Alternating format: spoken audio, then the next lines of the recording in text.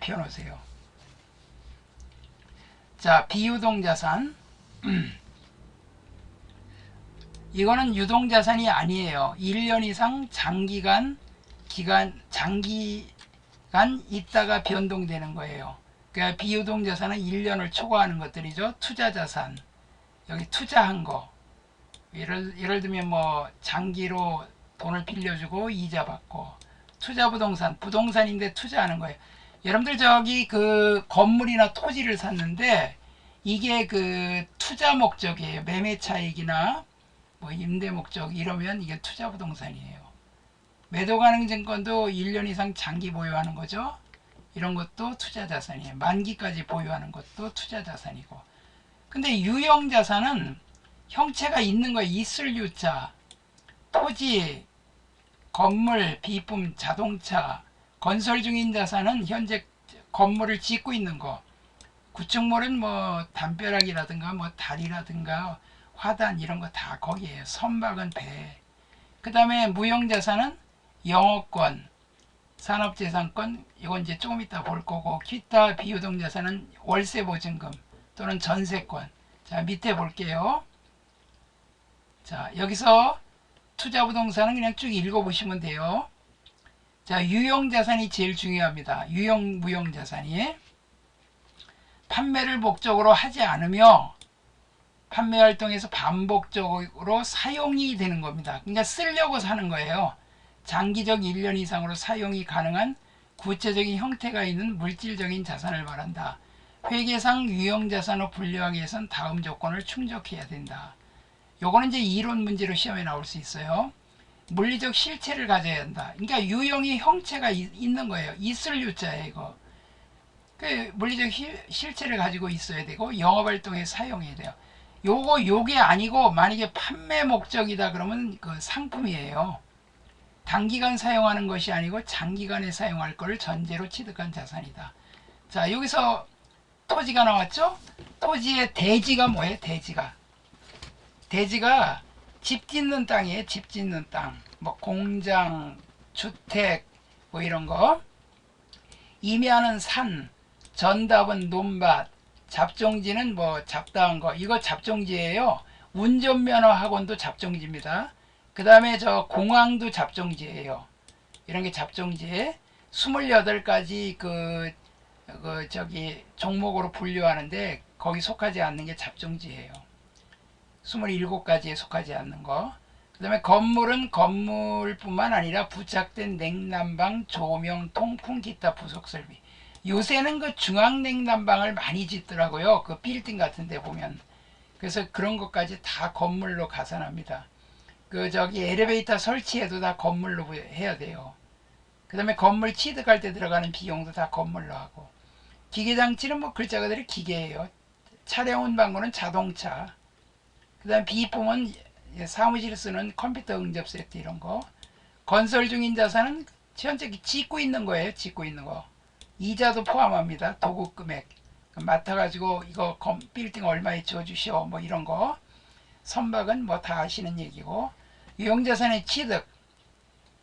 이게 제일 중요한 게 뭐냐면 유형자산을 취득하면 유형자산의 취득가액의 수수료, 취득세, 등록세, 등기비용, 정지비용. 등기비용이 등기하는 거고 정지비용은 땅을 사잖아요. 땅 사면 땅을 평평하게 해야 집을 질 거 아니에요. 그러니까 고를 정자 땅지자, 땅을 고르게 하는 거. 뭐 하수도 매설하고 기초공사하는 거. 그 다음에 설치비용, 시운전비, 운전해보는 거, 하역비, 배에서 내리는 거, 관세, 세관에 세금 내는 거. 이렇게 등 취득시 지급되는 모든 비용을 포함하여 해당 계정 차변.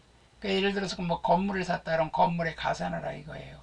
그래서 그렇게 이제 해주면 되고. 근데 이제 문제는 뭐냐면 유형자산은요, 쓰면은 가치가 줄어요. 여러분 대표적으로 여러분들 자동차 타시잖아요. 집에 자동차 가지고 있는데 어때요? 자동차 아주 새 거로 뽑았어요. 그럼 그거 10년이고 100년이고 그 새 거로 그냥 있습니까? 여러분 타다 보면 자동차 꼬물대잖아요. 그러니까 그게 감가상각이에요. 감가상각. 근데 토지는 아무리 오래오래 가지고 있어도 포크레인으로 땅을 파내도 토지값은 안 줄어요. 토지의 가치가 뭐 자체적으로 토지가 망가지는 게 아니에요. 이거는 지구가 없어지지 않는 한 토지는 감가상각이 안 돼요. 감가가 안 돼요. 건설 중인 자산도 현재 집을 짓고 있으니까 아니 집을 뭐 사용도 안 했고 지금 공사 중에 있는데 이게 감가상각이 될 리가 없죠. 요 두 개를 제외한 건물, 비품, 자동차, 기계 등은 사용이나 시일의 경과에 따라 그 가치가 점차적으로 감소되는데 이를 감가란다. 결산 시에 감가상각비를 계상하여 유형자산의 장부가액을 감소시키는 절차를 감가상각이에요. 가치가 감자는 줄감자, 가치가 줄어드는 걸 상각은 깎는다 이거예요. 감가상각의 3요소가 뭐가 있느냐? 취득원가, 사원가격, 내용연수가 견디는 연수예요. 몇 년 쓸 수 있느냐? 수명, 그 다음에 남는 잔존가치. 자, 그러면 취득원가는 구입한 금액이고 이거는 사용할 수 있는 수명이에요. 수명. 잔존가액은 나중에 꼬물로 팔아갖고 받을 수 있는 거. 그래서 감가상각은 어떻게 하냐면요, 정액법의 액수가 일정한 방법이에요. 여기 취득원가에서 잔존가치를 빼요. 이게 뭔 소리냐면 여러분 자동차를 하나 샀어요. 자, 한 3천만 원짜리 차 한 대 샀는데 차값이 너무 많이 올랐더라고요. 세상에 그 억대 되는 차도 있어요. 그 차 왜 타고 다니는지 몰라. 돈 자랑하려고 그러는지 쓸데없이 말이야. 그럼 취득원가에서 자 3천만 원짜리 차인데 나중에 보통 자동차는 세법에서 5년으로 잡아요. 근데 사실 20년 뭐 10년 이상도 타고 막 그러잖아요. 그렇지만 이거는 잔존가액은 나중에 이제 타고 나서 수명이 다 돼서 받을 수 있는 금액이에요. 보통 이 잔존가액은 제로, 0으로 봅니다. 잔존가액 없는 거로 봐요. 폐차비 0은 거 돈도 아니잖아요. 그러니까 0으로 보지만 여기 다음에 나오는 정률법 때문에 5% 정도로 봐요. 근데 하여튼 잔존가치가 있으면 이걸 뺍니다. 예를 들어서 3천만 원짜리 차인데 나중에 그 팔아가지고 받을 수 있는 돈이 한 300만 원쯤 된다. 그러면 여러분들은 2,700만 원이죠. 아니, 계산하기 좋게 그냥 5천만 원으로 합시다. 5천만 원인데 잔존가액이 500만 원이라고 합시다. 그러면 빼요. 그럼 4,500만 원이 5년 동안 쓴다고 하면 5년을 사용해서 4,500만 원이 없어지는 거예요. 그러면 그 취득원가 5천만 원, 잔존가액이 500이면 빼면 4,500인데 내용연수 5년으로 나누면 1년에 900만 원씩 감가상각이 되는 거예요. 1년분 감가상각비. 그러니까 취득원가에서 잔존가치를 빼갖고 내용연수로 나눠요. 내용연수가 그냥 수명이에요. 수명. 그 자동차는요 5년으로 정해놨어요. 그 세법에서. 그리고 그 운행일지를 기록해갖고 비용으로 인정해 줍니다. 사실 자동차 3년 지나면 부속품 다 갈아야 되고 막 그러잖아요. 5년으로 잡은 거예요 그냥. 그래서 그걸 나누면 이렇게 나와요. 이게 정액법은 액수가 900만 원이 나왔잖아요 지금. 여기 5천만 원, 500만 원 빼니까 4,500만 원, 5년이면 5, 9, 45, 900만 원씩. 900만 원씩 5년이면 5, 9, 45, 4,500만 원 딱 나오잖아요. 500만 원은 나중에 돌려받을 수 있는 거니까. 그래서 900만 원 감가상각비 900만 원, 감가상각 누계액 900만 원 그래요. 누계액이라 그럽니다. 간접법으로 분계해요. 그래서 이런 식으로 5번을 감가상각을 하면 딱 4,500이 된다고요. 이게 정액법의 액수가 일정합니다. 그래프로 따지면 이게 직선법이에요. 직선으로 이렇게 똑같이 900이 나가요. 근데 정률법 있잖아요. 정률법. 유형자산의 미상각자에게 요 정액법은 주로 그 여기다 써놓으세요. 건물, 구축물 그렇게 적어놓으세요. 건물이나 구축물 같은 거를 상각할 때 씁니다. 건물이 보통 50년 쓴다 그래요. 세법에서 50년으로 내용연수를 잡아요. 그러니까 이건 내용연수는 회사가 알아서 정해서 하는 거예요. 세법에 꼭 정해진 대로 하는 게 아니고 그 범위 내에서 알아서 하는 거예요. 건물이나 구축물은 정액법으로 해요. 건물은 그렇게 가치가 확 줄질 않죠.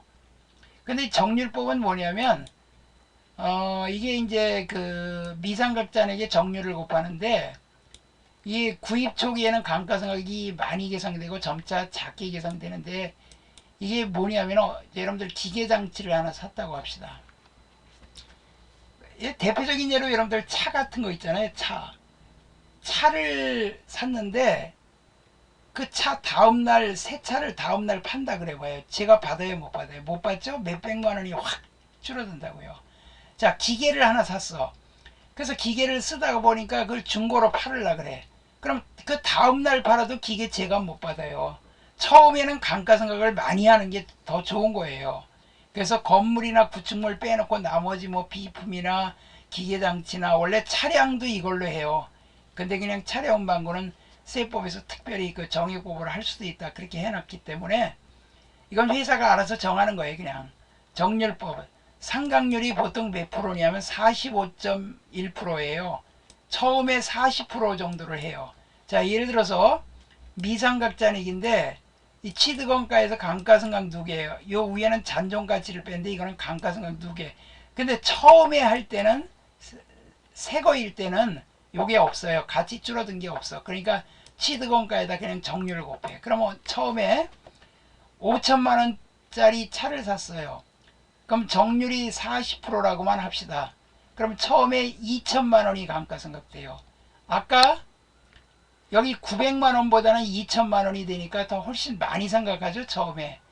그 다음에 두 번째 연도는 어떻게 되냐면 5천만 원짜리에서 2천만 원 감가상각 됐잖아요. 처음 연도에 40%라고 합시다. 계산하기 좋게. 그래서 5천만 원 곱하기 40%에서 2천만 원. 처음에는 요게 없어요. 새 거니까. 가격 줄은 게 없잖아. 그러니까 5천만 원에 그냥 40% 곱해서 2천만 원 나왔는데 두 번째 연도부터는 5천만 원에서 요 2천만 원 빼야지. 왜냐면 1차 연도에 감가상각을 2천만 원 했으니까 그거 빼면 3천만 원 남았잖아요. 그 3천만 원이 바로 장부가액이고 미상각잔액이에요. 거기다 곱하기 또 40%. 그럼 4, 32, 1200만 원 나오죠? 그러니까 처음에는 2천만 원 상각하고 두 번째 연도는 1200만 원 상각하고 세 번째 연도는 또 5천만 원에서 2천만 원과 1200만 원, 3200만 원을 빼요. 그러면 1800만 원 남죠? 거기다 40%, 4일은 4, 48이 32, 720만 원이에요.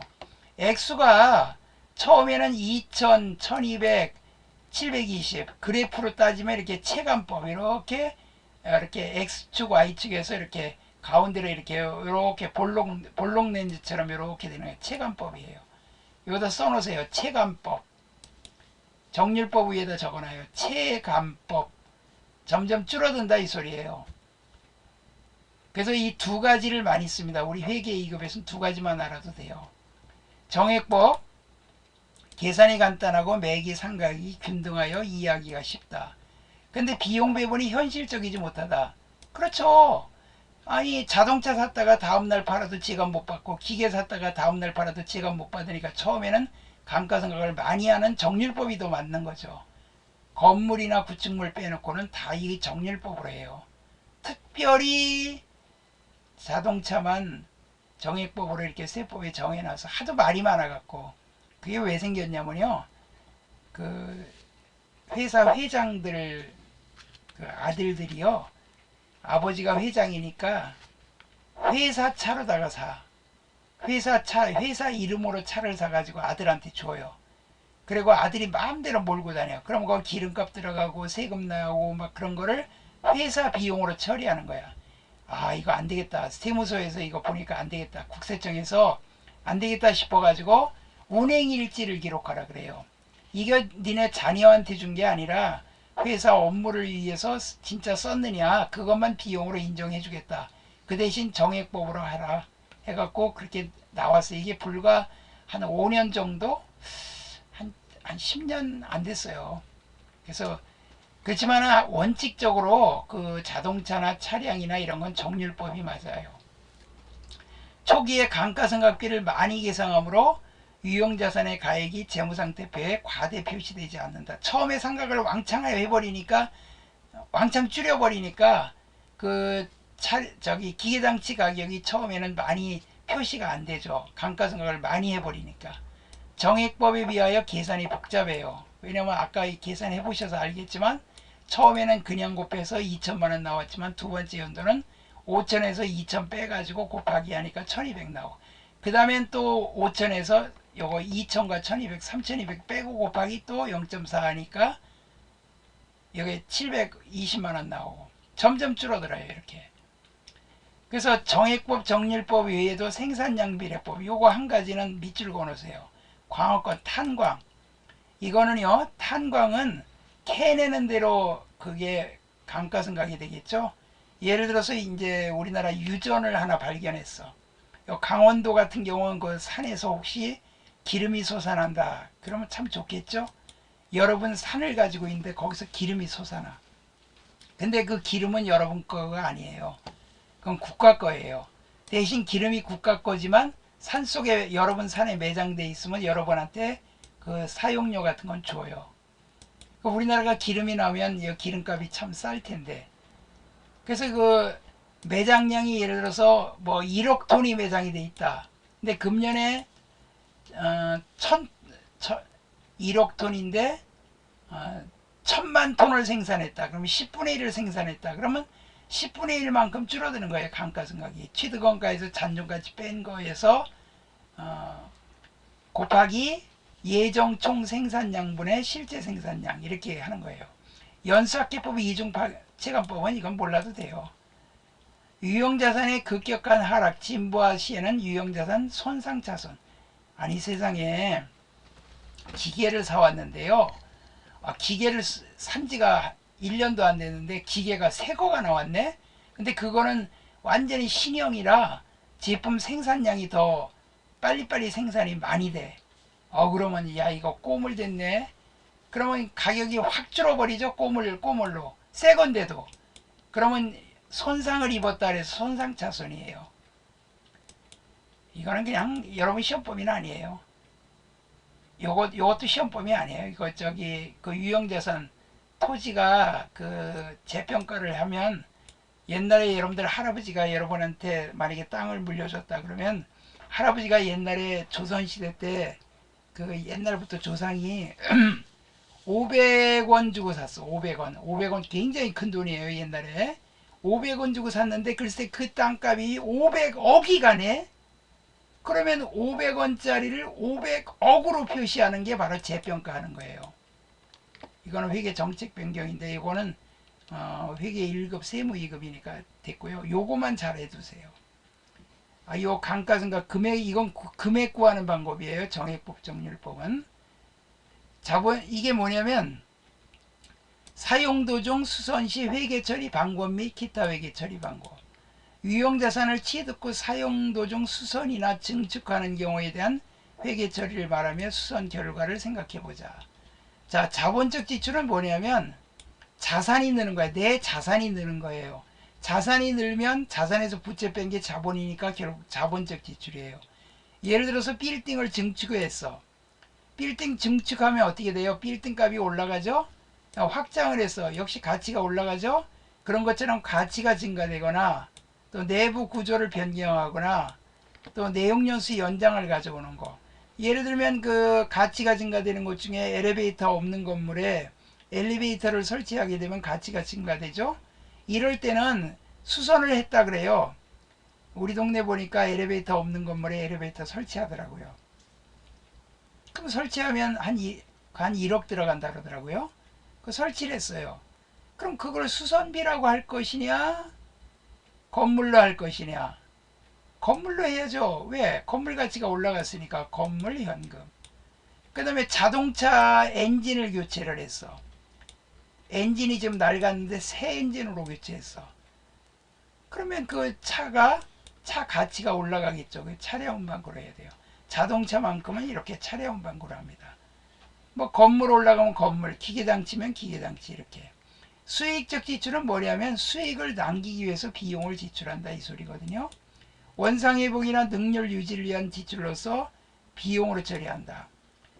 그냥 뭐냐면 저 빌딩에 유리창이 깨졌어. 그럼 유리창 껴야지 그 임대로 놓을 거 아니야. 사용할 거 아니에요. 그러니까 유리창 깨진 거 새로 끼는 거.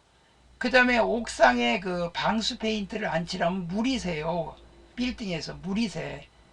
그러면 어때? 방수 페인트 칠해야죠? 그런 거 수선비예요. 그건 수선비로 해야 돼. 그러니까 원상 회복이나 능률 유지를 위해서 지출하는 거. 그 방수 페인트 원래 새 건물일 때는 칠해져 있는데 오래되다 보면 그 방수 페인트가 벗겨지니까 물이 새잖아요. 그 원상 회복하는 거야. 능률 유지도 해야 되고. 자동차는 그 자동차 차량 유지비. 예를 들면 차를 고쳤어. 자동차 고치면 고치는 비용 그게 참 많죠. 자동차 부속이 뭐 10,000개가 넘는다 그러더라고요. 그거 고치면 그건 차량 유지비라 그래요. 자동차만큼은. 그래서 자본적 지출은 건물이나 차량 운반구로 하는 거고,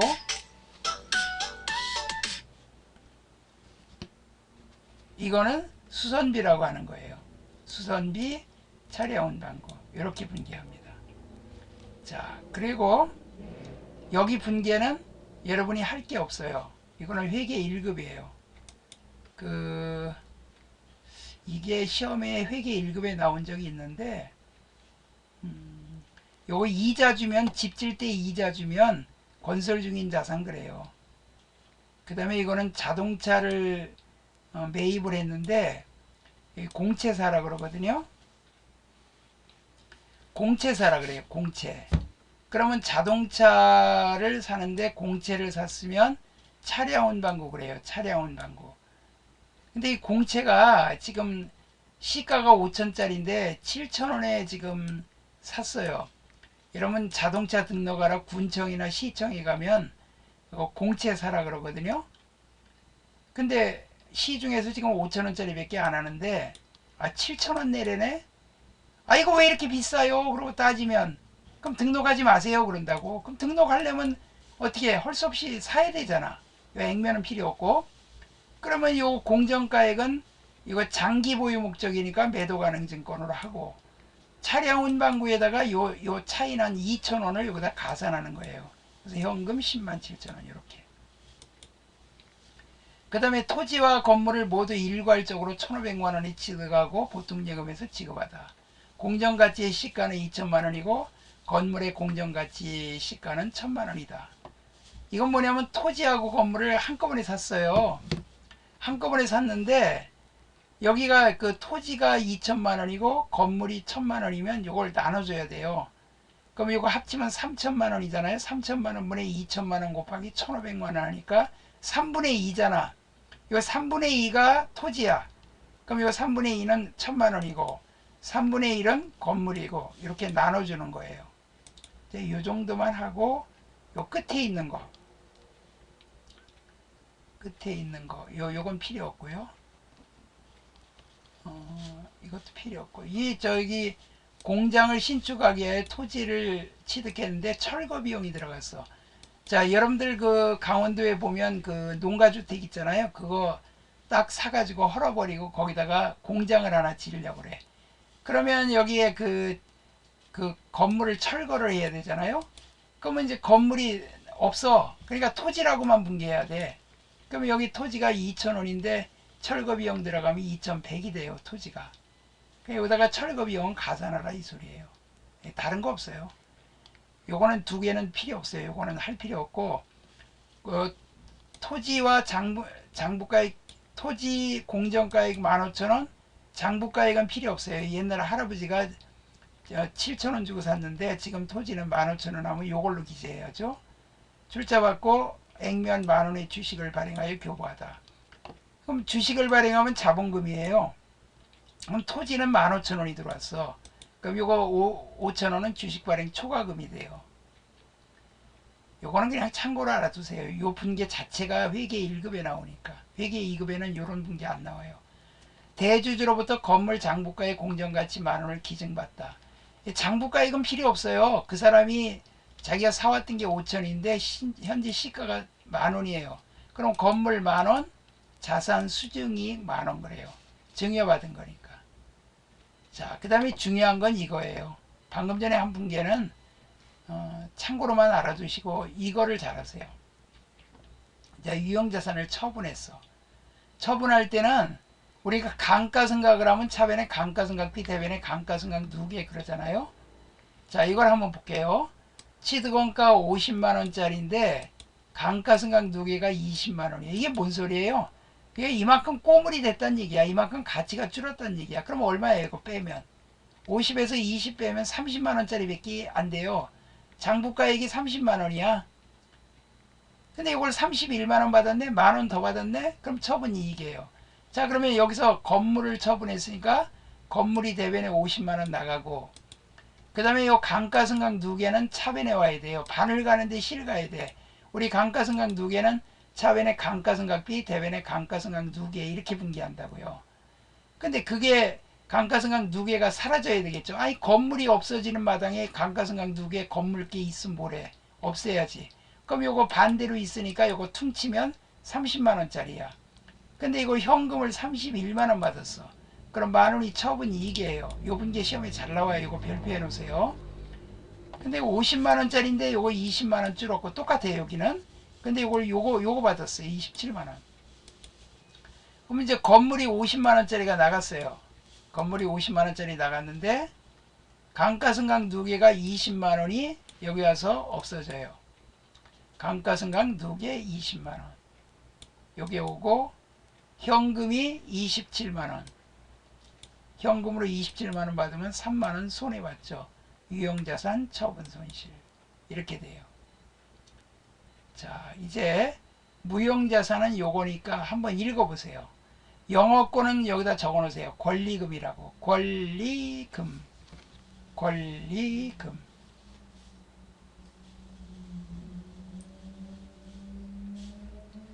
권리금이라고 적어놓으세요.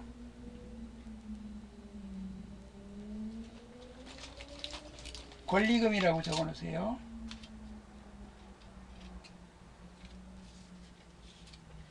권리금이라고 적어놓으세요.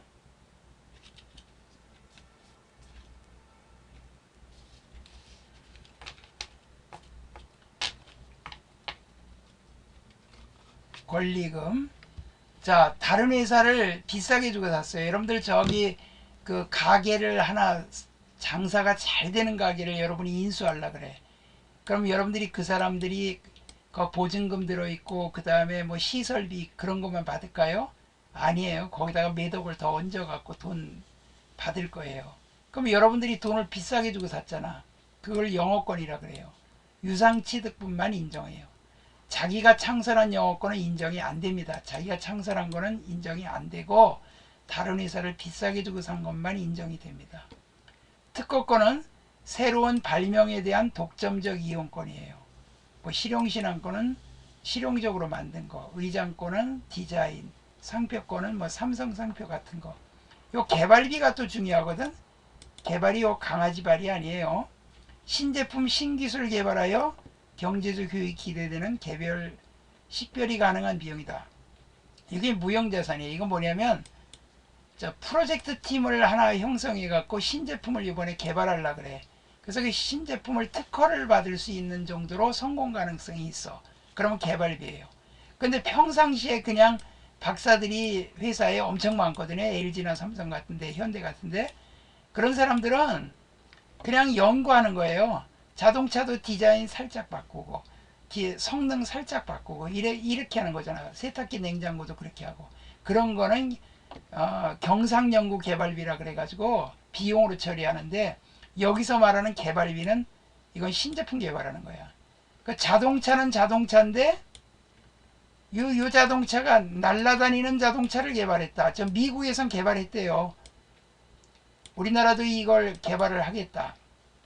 여기서 강원도 가려면 시간이 한 4시간 걸리니까 차를 갖고 몰고 가다가 비행기로 윙 떠가지고 여러분 계신 곳까지 내가 쭉 간다. 그럼 얼마나 편하겠어요. 자, 그런 거를 연구하기 위해서 프로젝트 팀을 형성을 했다. 그러면 성공 가능성이 있으면 개발비라 그래요. 그 다음에 임차 권리금은 임차권 있잖아요. 임차 보증금. 임차 보증금에 돈을 더 주는 거예요. 이게 뭐냐면 여러분들 장사할 때 몫이잖아요. 그 장사가 잘 되는 그 장소 있잖아요.